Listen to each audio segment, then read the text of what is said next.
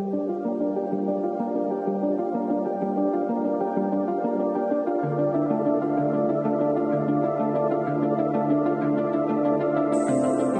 and welcome to the Construction Record Podcast. I'm digital media editor Warren Frey. On today's podcast, we have an interview with Steve Dell'Orto, the founder and CEO of ConCntric, a digital pre-construction platform.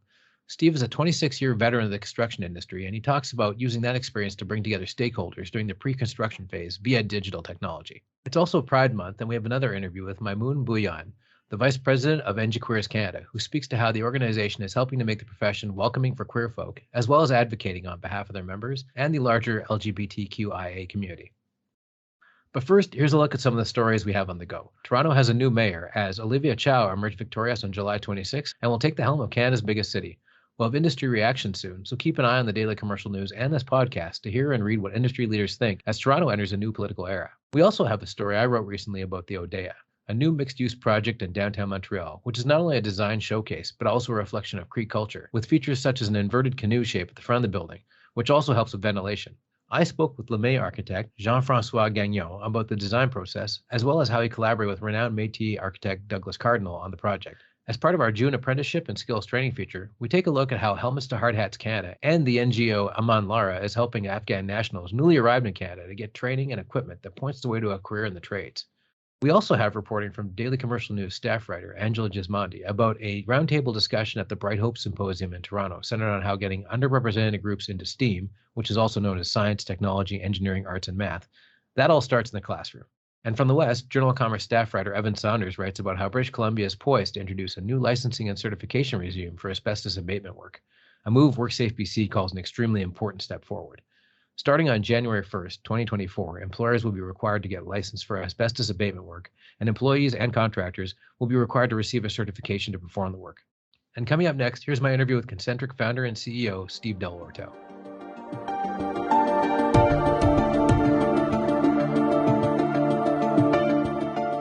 With me today, I have Steve Dell'Orto, CEO and founder of ConCntric. That's a good place to start. Maybe you could tell us what ConCntric is and what it does. Sure. ConCntric is the first and only holistic pre-construction management platform out there. It's really there to serve the project holistically for all of the planning that goes on during the pre-construction phase for big or small projects in the more commercial oriented space, meaning not single family homes, not that pure residential type project, but everything else under the sun is done and supported on our platform with all that detailed planning and collaboration among the builder, the owner, developer, and the design team. And so you're a 26-year veteran of the industry, and so obviously that includes analog stuff. So maybe you could address some of the analog problems that you've had to deal with in the past that made you go, we need to build a platform to fix this and to streamline it. Yeah, the word some actually makes it sound like there's only a few. I would tell you from an analog perspective, there's many, particularly in the pre-construction space, which has largely been so underserved for so long with any form of technological advancement. We've seen great advancements in 3D design through what Autodesk and others have done, and Bentley. We've seen advancements along the way in the estimating calculator with having software available to do the detailed estimating and really construction accounting, if you will, in the pre-con phase.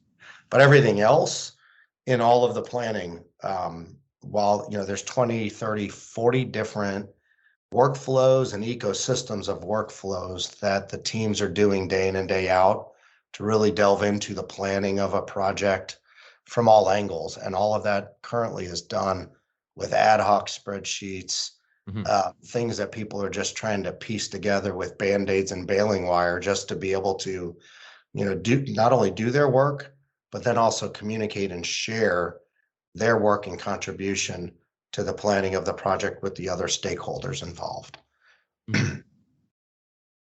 And so one of the things I found as I've talked to many, not just pre-construction, but pretty much any phase of construction or any sort of aspect of it, like people engineering, whatever else, planning all this stuff ahead of time, which is very difficult, is less difficult with technology, and it's something that's become more in demand as time has gone on with all the different sort of components. So have you found that you've got a way to plug and play all these different components together and make decisions at the start?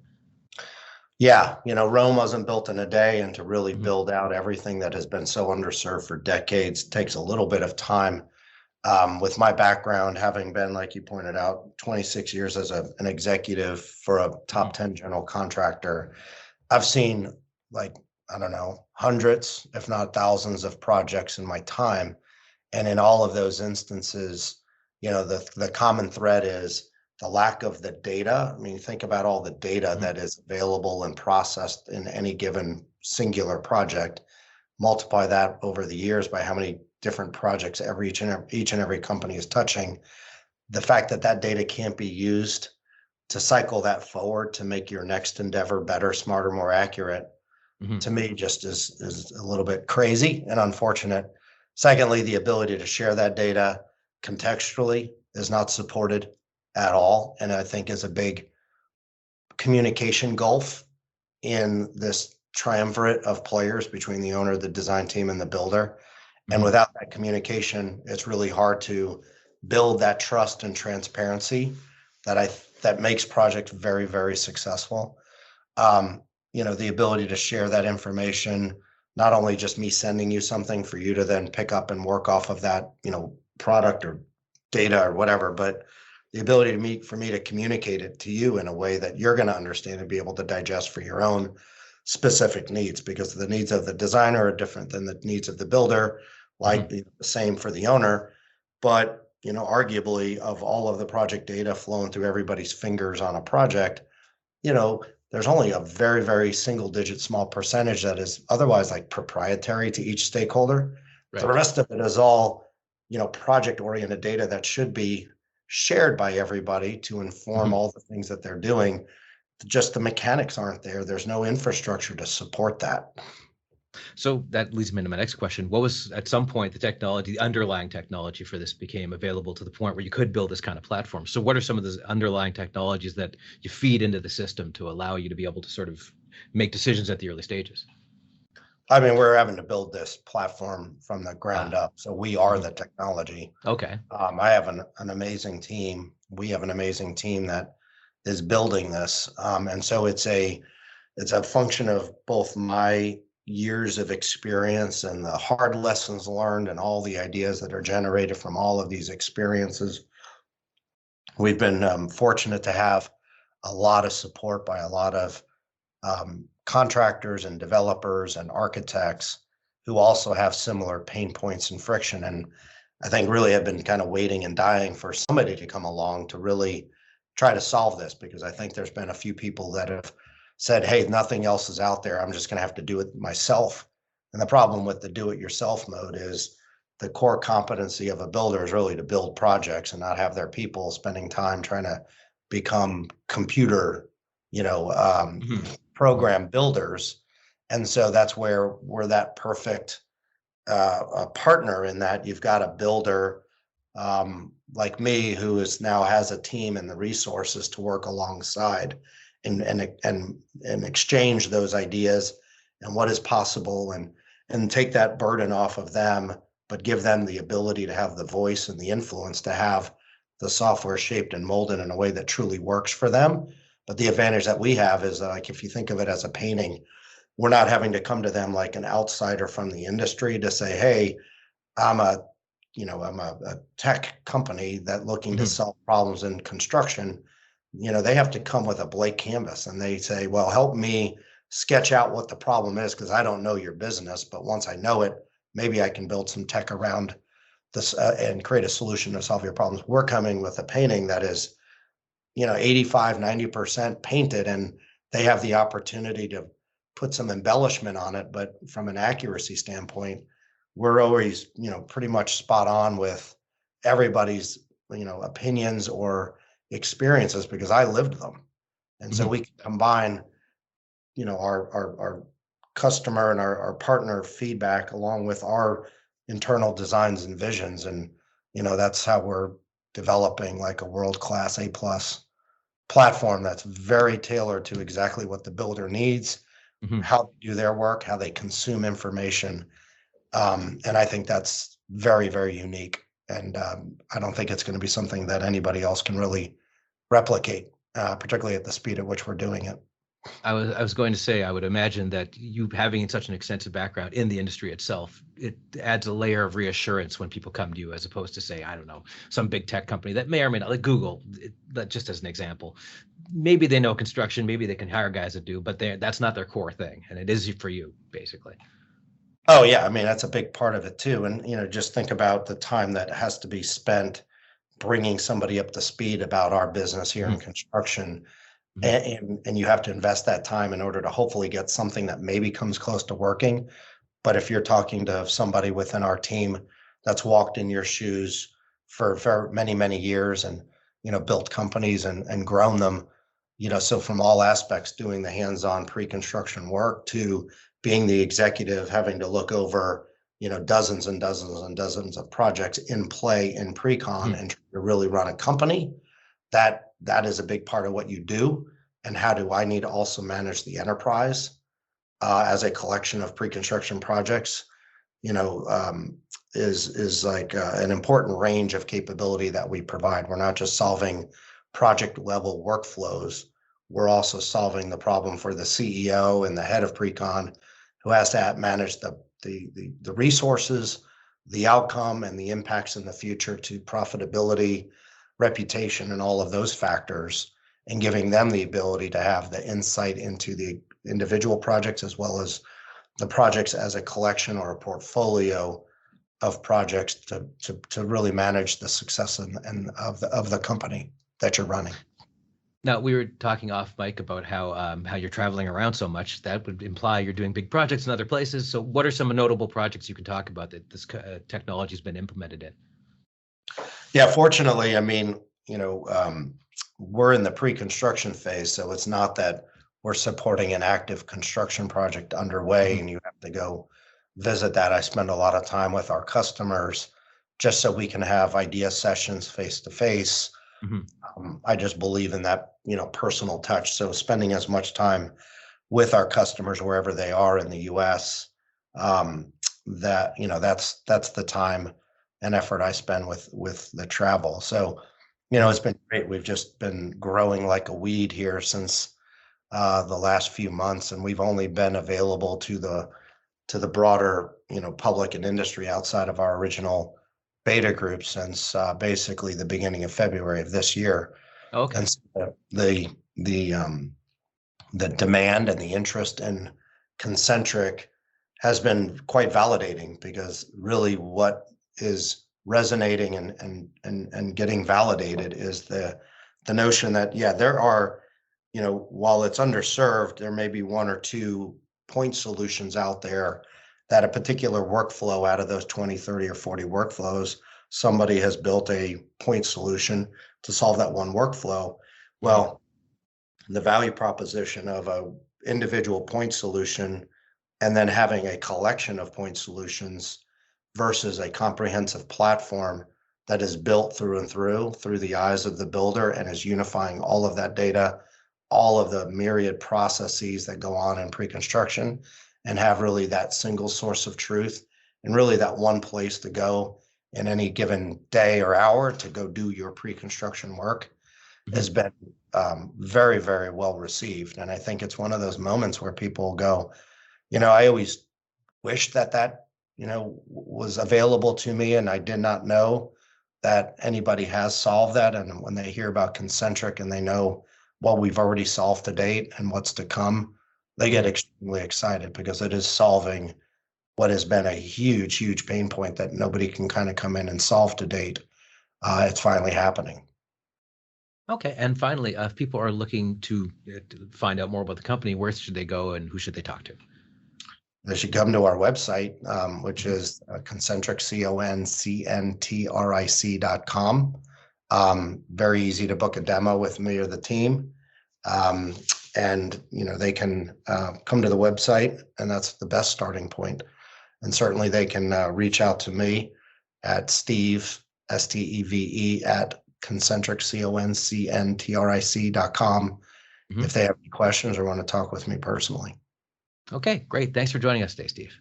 Of course. Thank you, Warren, for having me.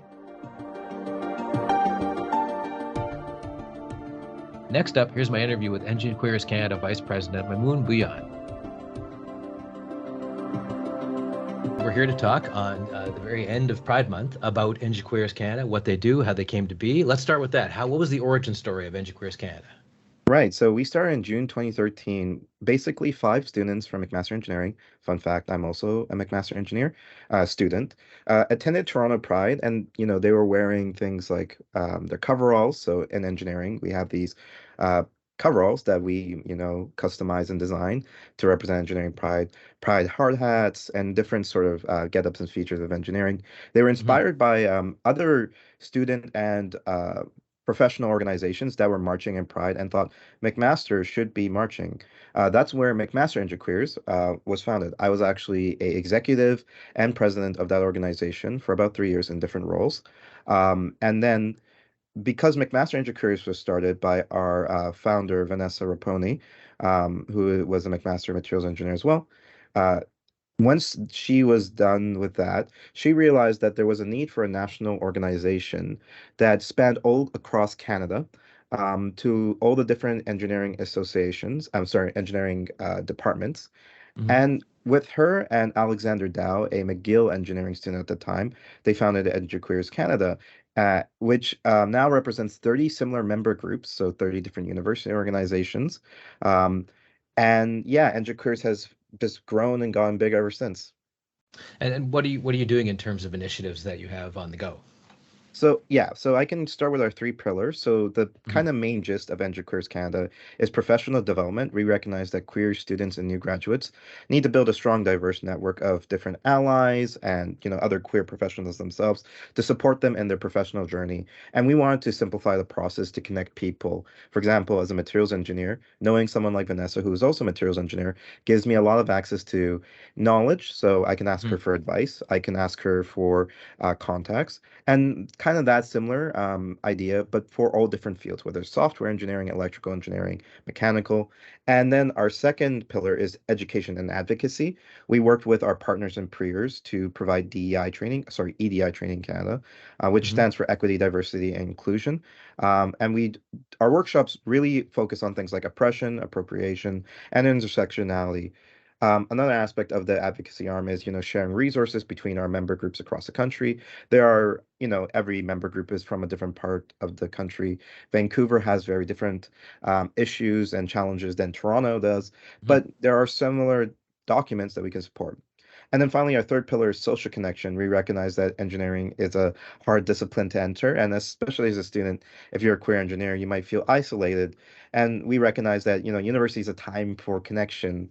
So we want to make sure we provide the social connection between the chapter groups, but we also encourage our chapter groups to do social events. After I left presidency of McMaster Engiqueers, my successor ended up doing something like a Pride prom, where basically queer students can have a prom. And this was super important because, both with the COVID-19 pandemic and just being queer, prom was not accessible for nearly 3 years here in Canada. So having that event was pretty fun. Something that I did was a games night. We did the IDEA conference at McMaster, and similar events like these promote a connection between students at the schools. And then kind of the overarching part of all 3 of these leads to our national conference, the Engiqueers Canada Conference. We hosted one in Toronto last year, and now in 2024, it's coming back to Ottawa. So each year we host this major national conference where all 30 member groups are invited, and we provide them training, we provide them social connections, industry networking. So it's very much within that sphere of work. And so, and this is going very far back, but when I was at the U of A 30 years ago, there was an engineering department, and I imagine most engineering departments were very, very male, first of all, and very straight presenting, let's put it that way. Right. So I assume that's changed. Well, clearly it has if there's an organization. But what my question is do you have people who at the time, had to hide who they were, and now they're out and they're, elder statesmen, I guess, or stateswomen for that matter, or states them, states non-binary people. So anyway, point being, do you have people who couldn't be who they were at the time, and now they are, and they're sort of talking to you guys and saying, hey, here's my perspective from way back when, now that I can be who I am? That's an amazing question, and it's a really important question. Yes, there have been, individuals who had to kind of hide who they were.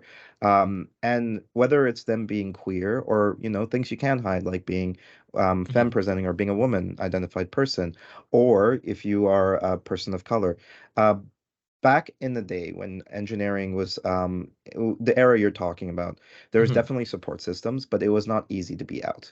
Right. And so now they're coming back and they're talking about how, engineering has changed very significantly. And um, whether it's organizations like Engiqueers Canada or Women in Engineering or Women in STEM or the multiple ethnic related or Mhm. identity related organizations like the American Indian Science and Engineering Society or ACE, the Asian Engineering Society, stuff like that.